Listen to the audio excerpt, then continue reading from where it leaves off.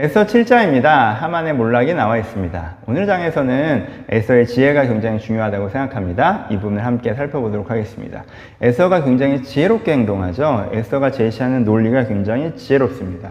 에스더가 어떤 논리를 제시합니까? 하만이 유대인을 죽이려고 하는 것은 사실 왕후인 나를 공격하는 것입니다. 라고 하는 것이 에스더가 제시하는 논리의 핵심입니다. 그래서 어떻게 얘기해요?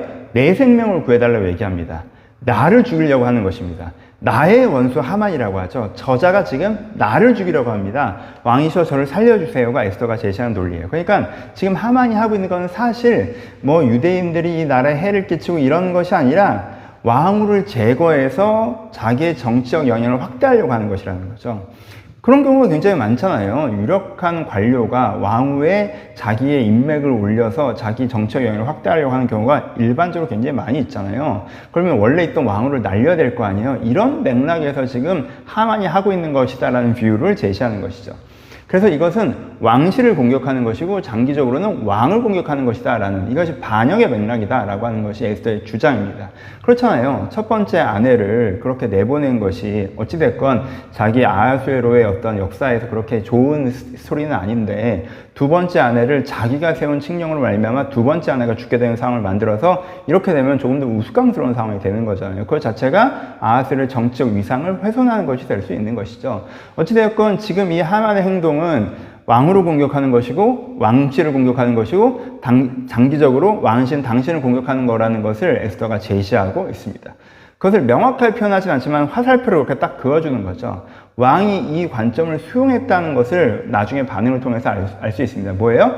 이제는 네가 내 눈앞에서 왕후를 범하려고까지 한다 라고 왕이 얘기하고, 그 얘기가 딱 떨어지자마자 사람들이 딱 잡아가 버리잖아요.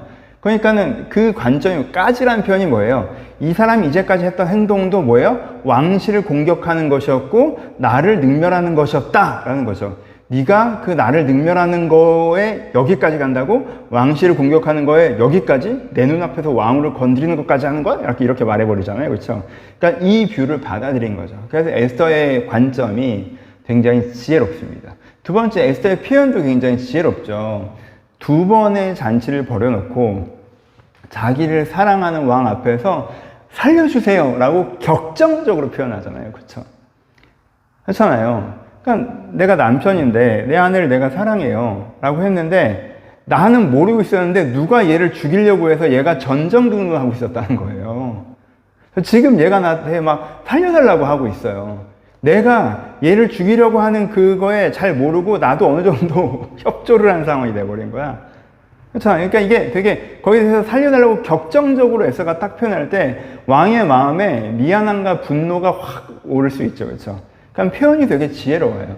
여기서 그냥 차분하게 얘기할 때가 아니죠. 이건 되게, 그렇죠? 살려주세요. 제가 노예로 끌려갔어도 얘기를 안 하고 이렇게까지 얘기하잖아요. 그렇죠? 세 번째, 하만을 이 자리에 둔 게 굉장히 지혜롭죠. 이 상황을 만든 게 굉장히 지혜로워요.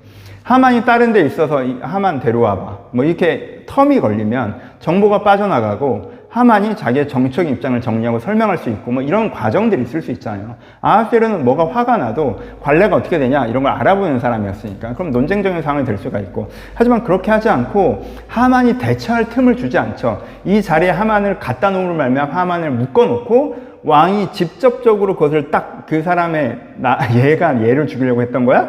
라는 게 딱 돼서 직접적으로 처리할 수 있도록 상황을 세팅해 놨어요. 그러니까 정말 지혜로워요.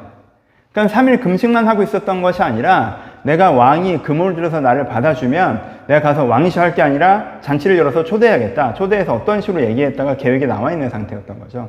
그래서 에스더의 지혜를 이 장면에서 볼 수 있고요. 이것을 통해서 어떻게 해요?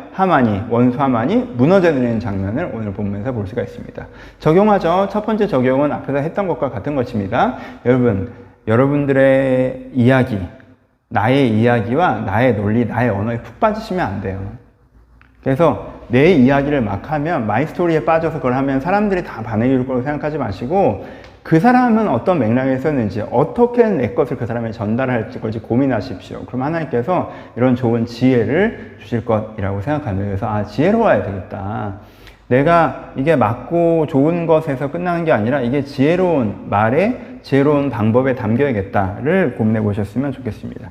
두 번째는 이것은 적용이라기보다 축복인데, 여러분 인생에 하만이 무너져 내기를 축복합니다. 그렇죠? 세상을 살아가다 보면 하만 같은 사람을 만날 때가 있죠. 불의하고, 그렇죠? 이기적이고, 잔인하고, 내가 잘못한 것이 없는데 나를 공격하고 근데 그가 권력을 가지고 이런 경우를 만날 때가 있습니다.